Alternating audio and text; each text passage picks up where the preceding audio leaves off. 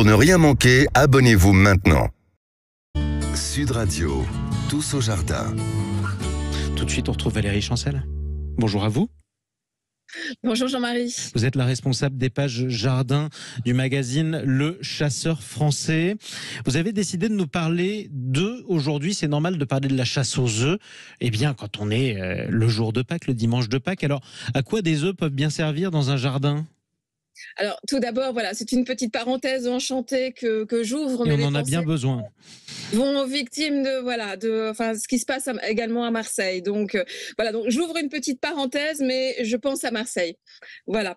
Alors en ce qui concerne donc la chasse aux œufs, donc tout d'abord, je voulais signaler pour les gens qui n'ont pas la chance d'avoir un jardin qu'il y a des très grandes chasses aux œufs qui sont organisées chaque année. Donc par exemple, aujourd'hui en Dordogne, dans les jardins de Marquessac, marquessac.com pour les enfants de 2 à 12 ans. Il faut s'inscrire au préalable. Et pour la région parisienne, par exemple, vous avez à Saint-Jean-de-Borgard, aujourd'hui et demain encore, de quoi bien amuser les enfants, leur changer les idées, les occuper avec des ateliers, des poules, des poussins, enfin, c'est bien sympa. Donc, Il faut en profiter, mais vous avez raison, parce qu'on a besoin de se remonter le moral quand on raconte des informations comme celle-ci. Alors la bonne nouvelle, c'est qu'il fait beau, le temps est beau, et justement, vous avez des idées de récupération pour les coquilles d'œufs, c'est-à-dire ? C'est ça. Alors déjà, les coquilles d'œufs, il faut savoir que c'est très riche en calcium et en magnésium.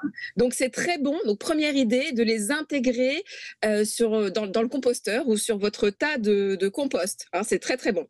Ensuite, si vous avez des poules, alors ça peut paraître curieux, mais il est bon de donner des coquilles d'œufs pilées ou broyées. Il ne s'agit pas de donner aux poulettes de mauvaises idées en leur donnant des coquilles d'œufs entières.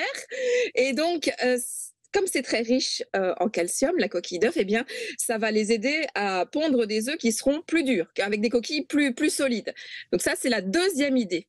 Ensuite, les coquilles d'œufs, c'est très bon au pied des plantes calcicoles, c'est-à-dire c'est des plantes qui aiment le calcaire. Alors, j'ai fait une petite liste des plantes qui préfèrent justement avoir du calcaire à leurs pieds. Donc, vous avez les élébores, vous avez les pavots, le jasmin étoilé qui fait des jolies petites fleurettes blanches et roses, c'est une grimpante. Les œillets, les coquelicots, la lavande, les aubépines, les choux, l'hysope, vous parliez de la sauge tout à l'heure au potager. Voilà, l'hysope qui sert à aromatiser la bière, une très jolie plante d'ailleurs à planter au potager avec des petites fleurs violettes. Voilà, elle aime bien le calcaire. Et les santolines également. Donc ça, c'est la troisième idée. Alors la quatrième, si vous avez des limaces dans votre potager, toujours les limaces. Quand vous avez des petits plants, vous broyez les coquilles d'œufs et vous les étalez un petit peu. On parle souvent de la cendre pour bloquer les limaces, mais les coquilles d'œufs, ça les dérange également.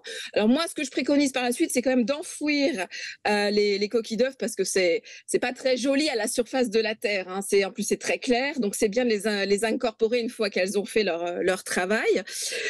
Sinon, alors il y a des jardiniers qui ne jurent que par les coquilles d'œufs broyées pour éviter la cloque du pêcher. Alors là, il y a deux écoles. Il y a des jardiniers du pêcher. Ouais, il y a des jardiniers qui me disent « moi, je mets mes coquilles d'œufs broyées dans des bas nylons que je suspends à mes branches ou dans des petits filets de récupération. C'est super, les pousses repoussent bien vertes après. » Moi, j'ai contacté des spécialistes qui m'ont dit « c'est un petit peu la faute à la chance, on va dire. Enfin, c'est grâce à la chance. Pour éviter la cloque, il vaut mieux le savon noir avec le bicarbonate de soude en pulvérisation, déjà pour modifier le pH à la surface du feuillage. Et ensuite, passer aux décoctions à l'ail. Donc voilà, vous voyez, deux écoles. Mais moi, ce que je préconise vraiment avec les coquilles d'œufs, c'est de les utiliser pour lutter contre la teigne du poireau. Vous savez, le teigne, c'est un papillon qui va pondre dans les fûts, dans le feuillage, sur les poireaux. Et après, vous allez avoir le fameux ver du poireau qui va venir ronger tout ça, en fait. Et pour leurrer la teigne du poireau, eh bien, il est bon de planter des petits bâtonnets dans ces rangs de poireaux, tous les 2 mètres, et de mettre une petite coquille d'œuf, vous voyez, un peu comme Calimero, sur le sommet du bâtonnet. Et les papillons, ils vont se tromper, en fait, ils vont aller pondre dans la coquille d'œuf et ils vont laisser vos poireaux tranquilles. Ça, c'est pratique, ça. Un piège à Donc, papillons.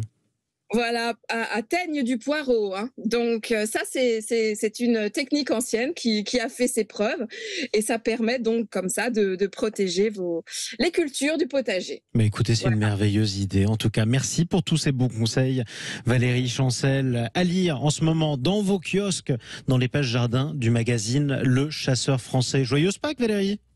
Joyeuse Pâques. Et le chasseur français de ce mois-ci, c'est un spécial comment s'adapter au changement climatique. Donc tous les conseils, canicules, grêle, etc., c'est dans le chasseur français, dans les pages jardin. Et Voilà. si vous voulez mon avis, la spéciale deviendra récurrente, malheureusement, dans les mois qui viennent, parce qu'il va falloir bien qu'on s'y adapte à ce satané changement climatique. Allez, merci beaucoup Valérie Chancel. Restez avec nous sur Sud Radio, il est 9h32.